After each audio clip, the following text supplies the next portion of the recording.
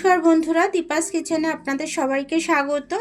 আজকে আমি মেথি পাতা নিয়ে নিয়েছি। মেথি পাতার পরোটা করব, সেটাই আপনাদের সাথে শেয়ার করব। তো মেথি পাতাগুলো ডগাগুলো আমি নিয়ে নেব, প্রত্যেকটা পাতা আমি নিয়ে নেব যতটা লাগবে। এইভাবে আমি ছিঁড়ে ছিঁড়ে প্রত্যেকটা আমি কেটে নিচ্ছি। তারপর আর বাদবাকি যা যা মশলা লাগবে আমি দেখিয়ে দেবো আপনাদেরকে। মেথি শাকটা বেছে নিয়েছি, নিয়ে আমি চপারে দিয়ে দিয়েছি, কারণ হাত দিয়ে আমি কাটতে পারবো না বটি করে, সে কারণে চপার দিয়ে আমি চপ করে নেব। 4টে কাঁচা লঙ্কা নিয়ে নিয়েছি, 5-6 কোয়া মতো রসুন নিয়ে নিয়েছি, 1/2 ইঞ্চি মতো আদা নিয়ে নিয়েছি। এটাকে আমি জল ছাড়া দারদারা টাইপের করে নেব। এরকমভাবে আমি করে নিয়েছি। এবার মেথি পাতার মধ্যে আমি আটা দিয়ে দেবো। গম ভাঙানি আটাটাই দিচ্ছি আমি, ময়দা দিচ্ছি না।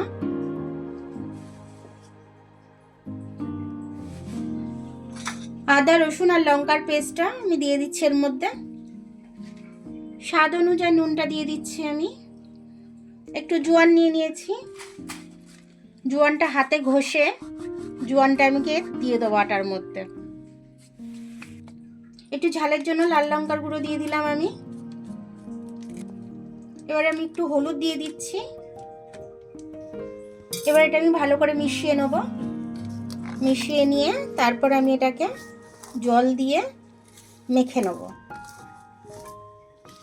মেখানোটা হয়ে গেছে আমার খুব ভালোভাবে। এবার আমি জল দিয়ে এটা একটা ডো করে নেব। এটা ডো করে নিচ্ছি। ডো করে নিয়ে আমি দেখাচ্ছি।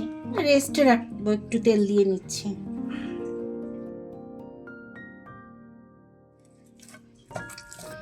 এটা রেস্টে রাখার কারণ হচ্ছে মেথি পাতাটা দিয়ে জল বেরোতে পারে, সে কারণে আমি এটাকে রেস্টে রাখছি।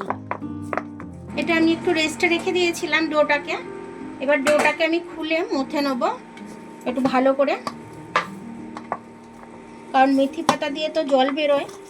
জল বেরোলে এটা একটু নরম হয়ে যায়, সে কারণে আমি একটু আটার গুঁড়ি দিয়ে দেবো, নাহলে বেলতে গেলে আমার এটা বেলা যাবে না।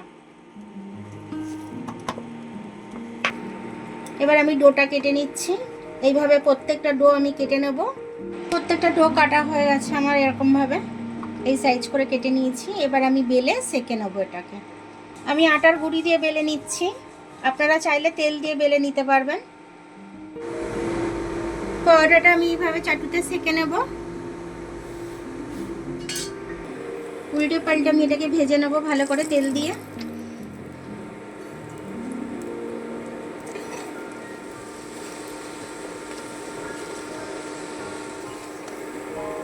দেখুন আমি লাল করে একদম সেঁকে নিয়েছি। সবকটা পরোটা হয়ে গেল। এইভাবে আপনারাও করে নেবেন শীতকালের দিনে। এরকম ভাবে পরোটাগুলো আমি করে নিয়েছি। ছিঁড়ে দেখাচ্ছি একটা। ভেতরটা দেখুন এত সুন্দর হয়েছে, মনে হচ্ছে যেন পুর দিয়েছি। আমি কোনো পুর দিইনি।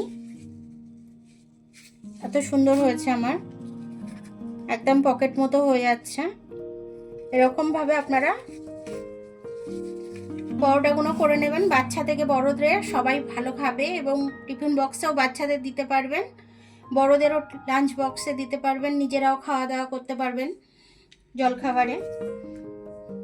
আমার ভিডিওটা দেখার জন্য অনেক অনেক ধন্যবাদ। আমার ভিডিওটা যদি আপনাদের পছন্দ হয়, লাইক সাবস্ক্রাইব একটু বেল আইকনটা একটু টিপে দেবেন, আর যদি ফেসবুক থেকে দেখেন লাইক আর ফলোটা একটু করে দেবেন।